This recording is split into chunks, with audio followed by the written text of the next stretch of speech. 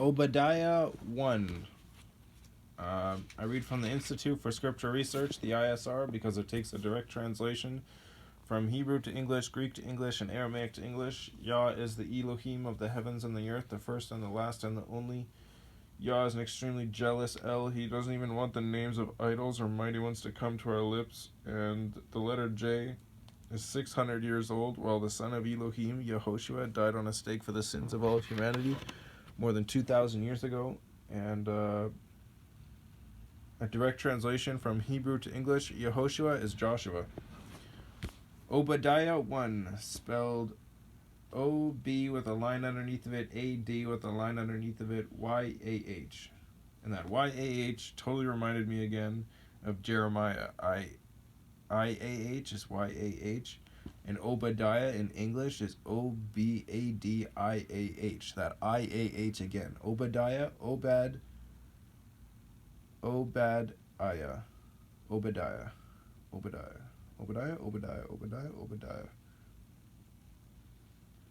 Such an easy translation. Like, names are literally almost on point. Like, when you say it, you can almost understand it in English. If not, you can't understand it in English. And then you hear Yehoshua, and people are like, Jesus? Like, no, do not be a fool. Yehoshua? Joshua? It's even in the Bible, the book of Joshua, because it's Hebrew to English. It says Yehoshua on one side and then Joshua on the other, so you know Yehoshua is Joshua. But anyways, Obadiah 1, and there's only one chapter before Jonah, which looks to have only 4 chapters. Anyways, Obadiah 1.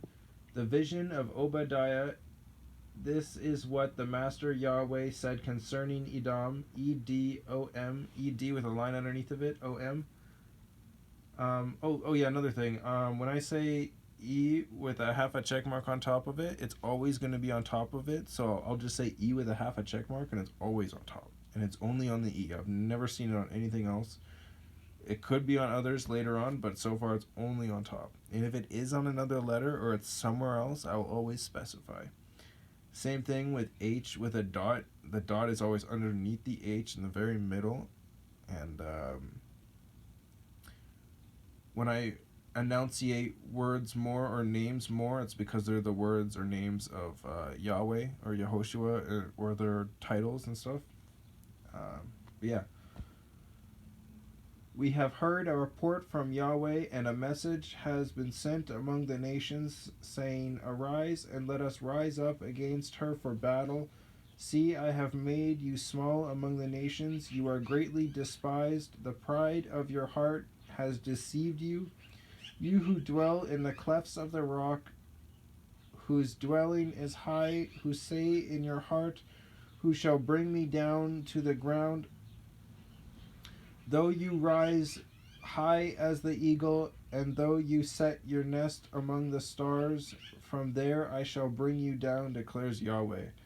If thieves come to you, if robbers by night, how ruined you would have been. Would they not steal till they had enough? If grape gatherers had come to you, would they not leave gleaning? Would they not leave gleanings?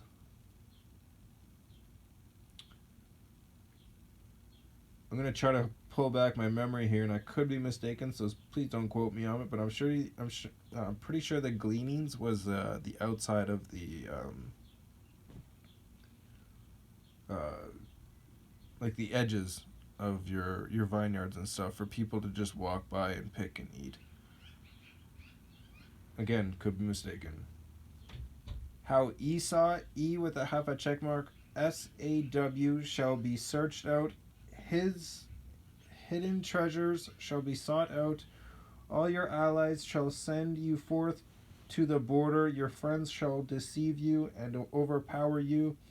They make your bread a snare unto you, without you discerning it. In that day, declares YahWeh, I shall destroy the wise men from Edom, and discernment from the mountains of Esau, and your mighty men shall be discouraged. O Teman, Te with a half a check mark Man, so that everyone from the mountains of Esau is cut off by killing, because of your violence against your brother Jacob. YA apostrophe AQOB with a line underneath of it. Let shame cover you, and you shall be cut off forever. In that day that you stood on the other side, in the day that strangers took captive his wealth, when foreigners entered his gates and cast lots for Jerusalem, you also were like one of them. Jerusalem is Yerushalayim, and you should not have looked on your brother's day in the day of his estrangement, nor rejoiced over the children of Yehuda, Yehud with a line underneath of it, in the day of their destruction, nor made your mouth great in the day of distress, nor have entered the gate of my people in the day of their calamity, nor looked down on their evil in the day of their calamity, nor have seized their wealth in the day of their calamity, nor have stood at the parting of the way to cut off his fugitives, nor handed over his survivors in the day of distress. For the day of YahWeh is near upon all the nations. As you have done, it shall be done to you. Your reward shall come back on your own head. You know how many times it says that in the Bible? Whatever you do is going to come back on your own head.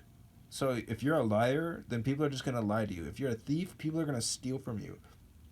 If you're a murderer, you will be murdered.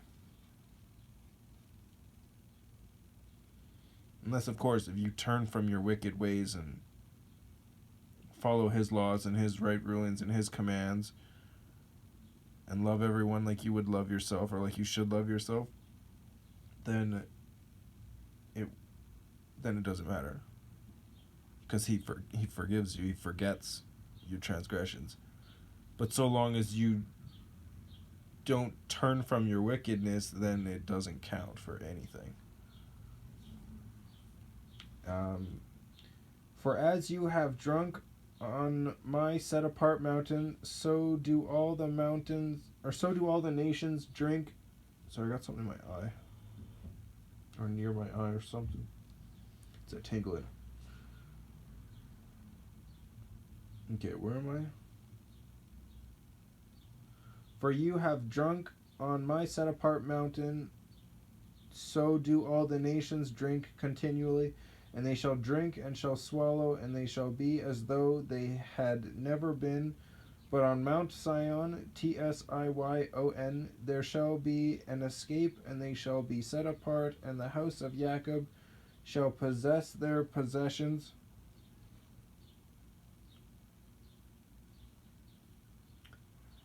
And the house of Jacob shall be a fire, and the house of Joseph, Yose with a half a check mark, PH, a flame, and the house of Joseph a flame, but the house of Esau for stubble, and they shall burn among them, and they shall consume them, so that no survivor is left of the house of Esau. For YahWeh has spoken, and they shall possess the south with the mountains of Esau, and low country with the Philistines, and they shall possess the fields of Ephraim, Ephraim, and the fields of Shomron, Shomeron, and Benjamin with Gilad. Benjamin is Binyamin. Gilad is Gil''Ad with a line underneath of it. And the exiles of this host of the children of Israel possess that of the Canaanites, KENA''Anites, as far as Seraphath, Tsarephath, and the exiles of Jerusalem who were in Sepharad, Sepharad with a line underneath of it, who are in Sepharad, possess the cities of the south, and saviors shall come to Mount Sion to judge the mountains of Esau, and the reign shall belong to YahWeh. Well, even though it was one chapter, it was pretty good.